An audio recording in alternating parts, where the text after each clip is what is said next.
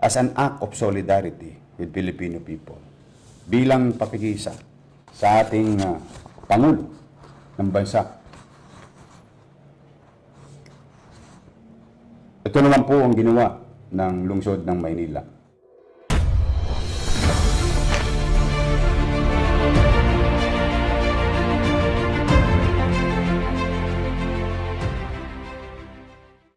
Let me take this opportunity, mga kababayan ko na nanonood, at kung hindi kalabisan sa inyo, ay may mga susunod akong importanteng announcement.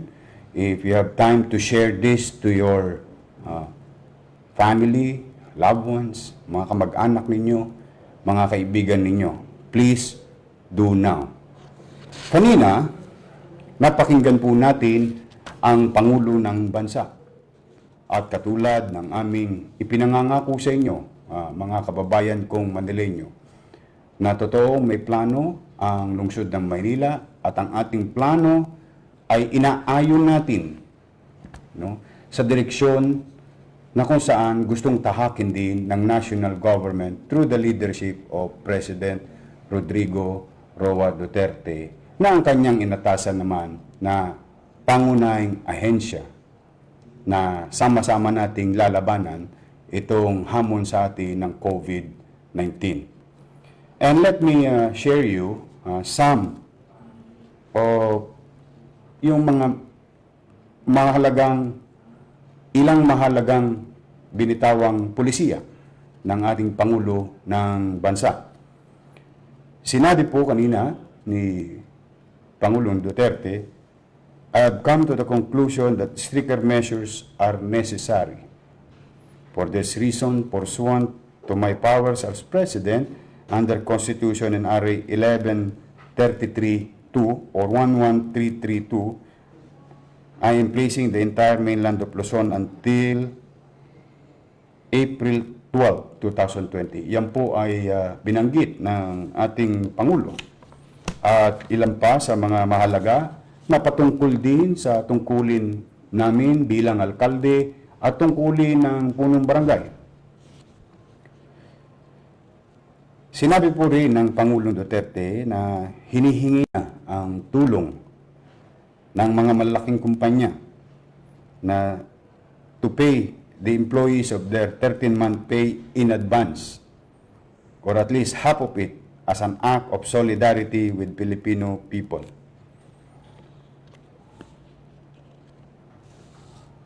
At sinabi rin niya, kayong mga barangay official, it is mandatory to barangay captains to work with government when addressing the need to provide people food.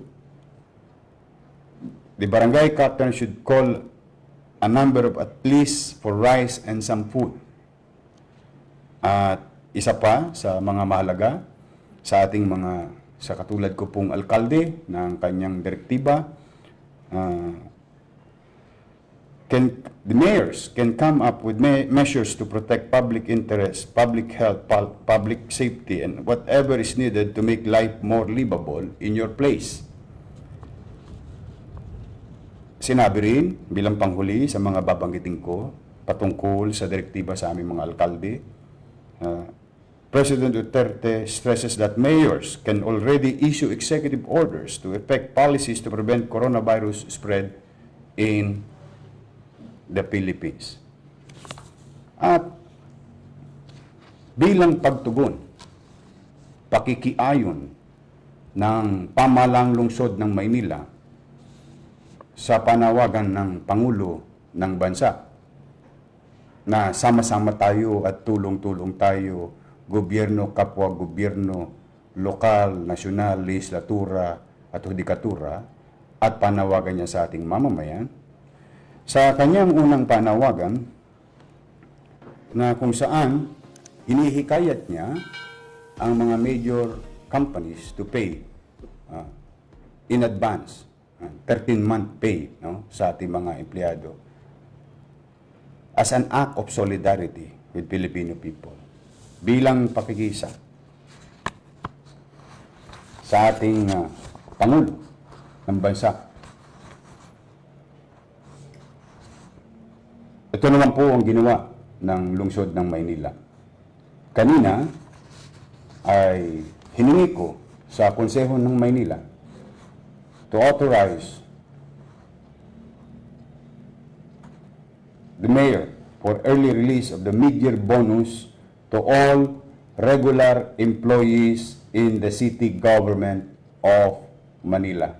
Ulitin ko po, sa mga empleyado ng lungsod ng Manila, dahil ito po katulad ng mga nabanggit na guidance na binigay ni Pangulo. Ito po akin pong ina-announce at hininging otoridad sa Konseho ng Maynila. Ako po ay pinangungunahan na natin dito pa lamang sa ating bahay at within our jurisdiction, within our capacity to do things, no? Ay i-release po natin ng maaga ang mid-year bonus sa lahat ng regular employees ng City Government of Manila. O, bilang pagtugon ng inyong lingkod sa panawagan na maibsan ang hirap na tatahakin ng mga manggagawa. Kung ang pamahalaan ay naghihikayat sa mga pribadong kumpanya, manguna na kami sa pamahalaan na tumugon sa layunin ng national government. Pangalawa, atin po ding hiningi sapagkat ang meron lamang pong mid-year bonus, kung tawagin, ay mga regular na empleyado ng lungsod. E paano naman po yung mga kontraktual? No? Paano naman yung mga JO na bahagi din ng lokal na pamahalaan? Nais kong ipabatid sa lahat ng JO, job order, kontraktual ng lungsod ng Maynila at regular na empleyado ng Maynila. Akin pong hiningi ang ordinansa sa Konseho ng Maynila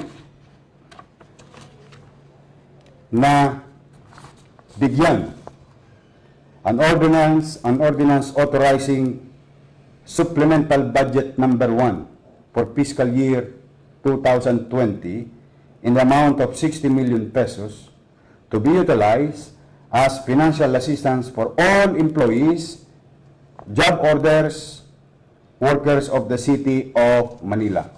So, ibig po sabihin, yung ating mga regular o tatanggap po ng financial assistance dala ng we are under the state of calamity in the City of Manila, and at the same time, we are under the state of public health emergency as per declaration of the President. Ito naman po ang ayuda ng pamahalaan sa inyo, aming mga kawani at manggagawa.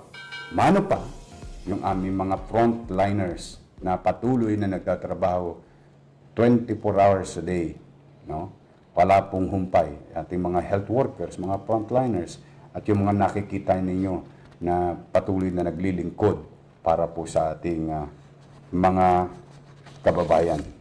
So yan po, sa unang tugon natin sa panawagan ng Pangulo ng Bansa na ang inyong lungsod bilang Kapitolyo ay pangunahan na, manguna na sa pakikiayon sa panawagan ng ating Pangulo.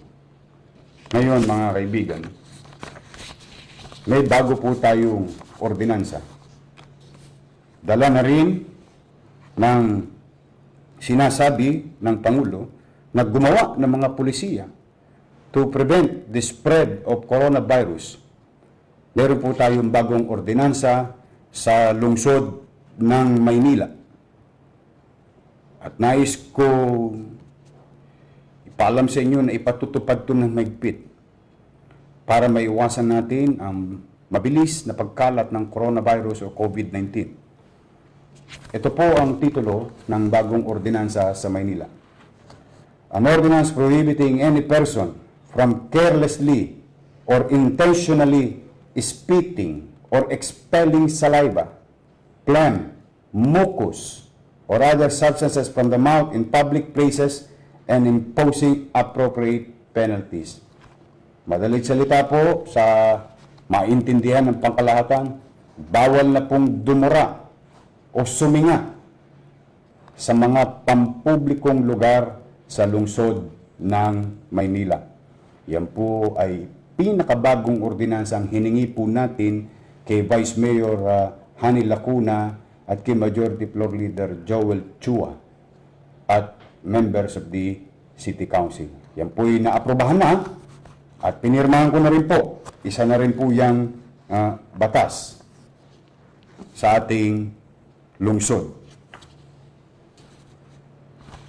Mga kababayan, sumunod. Kasalukuyan po habang kayo'y nakikinig, nanonood, ito ang aming simpleng programa na ginagamit bilang pamamaraan. Ipabatid sa inyo ang mga kaganapan at magaganap sa lungsod at mga panuntunan at panawagan ng inyong pamalang lungsod. Pinatutupad po ang General Curfew sa lungsod ng Maynila. Ordinance number 8616. Ito po ay batas na kanina at maigpit na pinatutupad natin sa mga barangay official, tanod, at binigyan na natin ng direktiba si General Balba, ang pinuno ng Manila Police District. Kaya po mga kababayan, po kababaang loob, ako naman nakikisuyo sa inyo, sana po tugunan ninyo yung bagong batas at sundin po natin para na rin sa kaligtasan ng lahat at mapabilis natin mapagtagumpayan sama-sama ang laban natin sa COVID-19.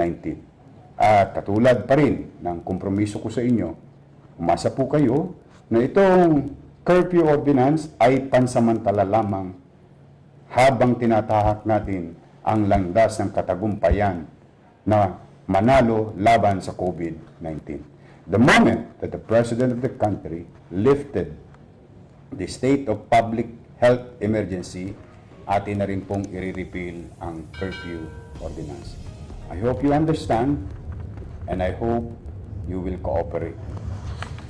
Mga kababayan, nais ko rin ipabatid sa inyo bilang paghahanda, katulad ng nasabi ng Pangulo ng ating bansa, na magkakaroon ng epekto at baka magkaroon ng kakailanganin sa pagkain ang ating mga kababayan at sa inyo naman bilang mga kababayan ko sa lungsod ng Maynila.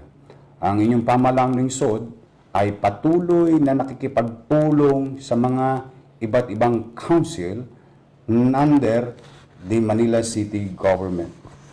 At atin na pong ginawa ng paraan na magamit ang Local Disaster Risk Reduction Management Trust Fund in accordance to the needs for the implementation of City Action Plan against COVID-19.